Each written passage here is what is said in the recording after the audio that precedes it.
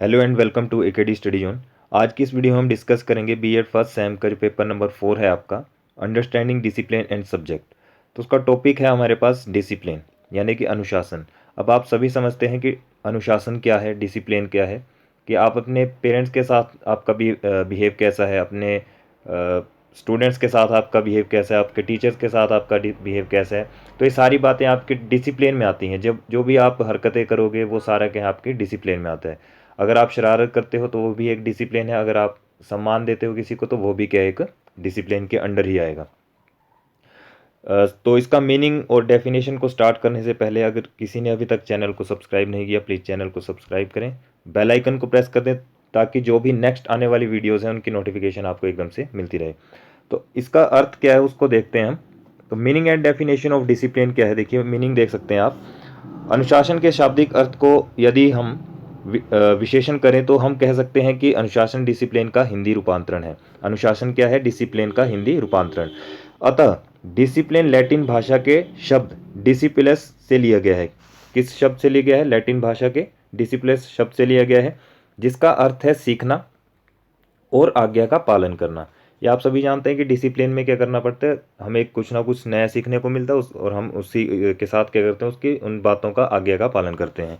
इसी कारण हम अनुशासन की बात करते हैं तो हमारा अनुशासन से यह अभिप्राय होता है कि नियमों की सीमा में रहकर कार्य करना, कि जो भी आपको नियम दिए दिए जाएंगे उसी पे आप क्या करोगे, काम करोगे। अब देखिए जैसे आप कोई गेम खेलते हो, ठीक है, मान लीजिए बैडमिंटन आप खेल रहे हो, तो वहाँ पर जो आपके टर्मिनोलॉजी होंगे, जितने भी आपके रूल्स होंगे, नियम होंगे, वो सारे आप क्या करोगे, फॉलो करोगे। ठीक है, ऐसा नहीं कि उनके आप अगेंस्ट जाओगे। जो भी रूल्स बना दिए गए हैं उन्हीं रूल्स पे आप अपना काम करोगे करोगे और उस गेम को खेलोगे।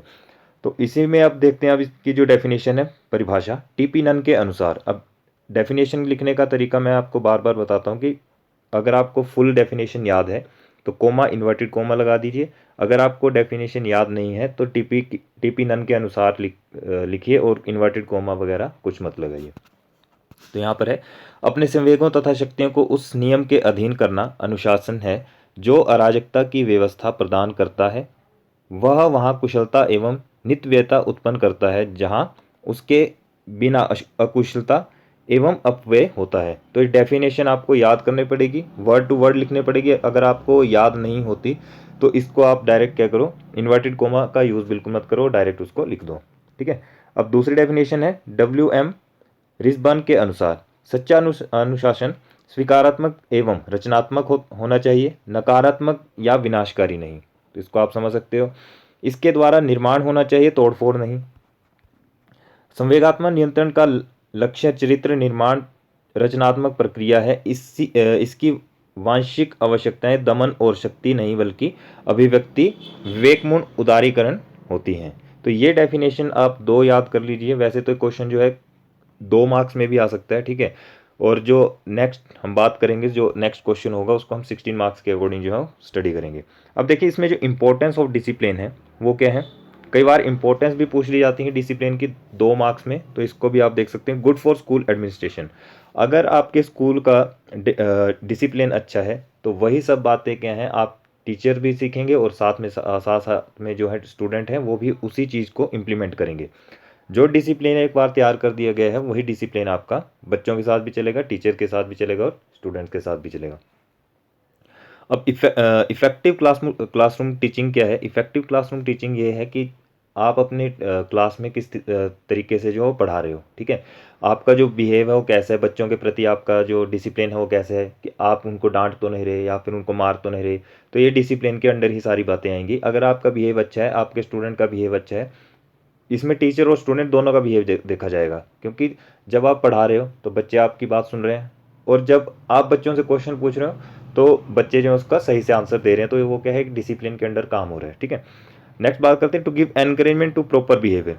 जो भी बच्चे अगर अच्छा बिहेव करते हैं तो उन्हें क्या करना चाहिए, एनकरेज करना चाहिए, ताकि जो दूसरे शरारती बच्चे हैं वो भी उनसे थोड़ा सा सीखें और बाद में वो भी सोचे कि हमारे साथ भी टीचर जो अच्छे से बिहेव करे, ना कि हमें डांटे या फटकारे, ठीक है। नेक्स्ट बात करते हैं फॉर्मेशन ऑफ गुड करेक्टर।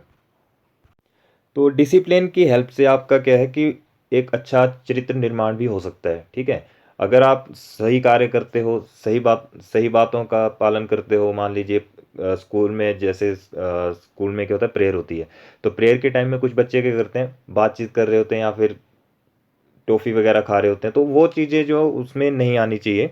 एक अच्छा करैक्टर अगर आपने अपना बनाना है तो प्रेयर में ही वो सब बातें आपको, जब प्रेयर चली होती है तो उस टाइम कई बार आपको अच्छी अच्छी बातें बताई जाती हैं, टॉपिक्स सुनाए जाते हैं, जिसकी हेल्प से आप क्या करते हो, अनुशासन जो हो सीखते हो। ठीक है, तो इनमें आप अपना करेक्टर जो है वो कैसे तैयार करोगे, वो आपके ऊपर डिपेंड है, या फिर टीचर के ऊपर डिपेंड है कि बच्चों को कैसे समझाएंगे और किस हिसाब से उनसे बातचीत करेंगे। नेक्स्ट है इसमें, to establish harmonious relation in school. School में क्या है, बच्चों के साथ साथ जो टीचर हैं, पेरेंट्स हैं, उनके साथ भी आपने क्या करना है, एक अच्छा रिलेशन बना के चलना है। ठीक, हारमोनियस का मतलब क्या है, यहाँ पे हारमोनियस से आप ले सकते हो, वैसे तो ये हारमोनियस का मीनिंग जो है वो हार्मोनिक, हारमोनियम से लिया गया है। ठीक है, तो इसमें क्या है, आपने जो भी बातचीत करनी है या फिर डिसिप्लिन में किसी के साथ रहना है, तो एक तार संगत में उनके साथ वो रहना है। ठीक है, ऐसा नहीं है कि आपने उनको बिखेर देना है या फिर अलग अलग कर देना है। एक एकजुट होकर के, जैसे 7 स्वर होते हैं उसी तरह से आपने उनके साथ, बच्चों के साथ, टीचर के साथ और जो भी आपके स्टाफ मेंबर हैं उनके साथ जो अच्छे से बिहेव करना है। तो ये सारी बातें किस में आ जाएंगी, डिसिप्लिन में। तो एक छोटा सा टॉपिक है डिसिप्लिन का, कोई ज़्यादा बड़ा टॉपिक नहीं है। ठीक है, तो इसमें से आपके 2 मार्क्स का जो क्वेश्चन बन सकता है, या तो आपसे मीनिंग पूछ लिया जाएगा, तो उसको आप इलेबोरेट करके अपने हिसाब से लिख सकते हो। ठीक है, ये तो थोड़ा सा था, मीनिंग समझना था आपको। जो स्टार्टिंग का मीनिंग है उसको आप बेशक वही लिखिए। ठीक है, लेकिन जो बाकी की बातचीत है इसमें आप अपने अकॉर्डिंग लिख सकते हो। और 2 नंबर में आपको इंपॉर्टेंस ऑफ डिसिप्लिन भी आ सकता है। ठीक है, तो ये था हमारा फर्स्ट टॉपिक इसका। तो इस वीडियो में इतने। अगर ये वीडियो आपको अच्छी लगी प्लीज़ लाइक शेयर कमेंट जरूर करें, अपने फ्रेंड्स के साथ ज़्यादा से ज़्यादा शेयर करें। थैंक्स फॉर वॉचिंग, मिलते हैं फिर नेक्स्ट वीडियो में।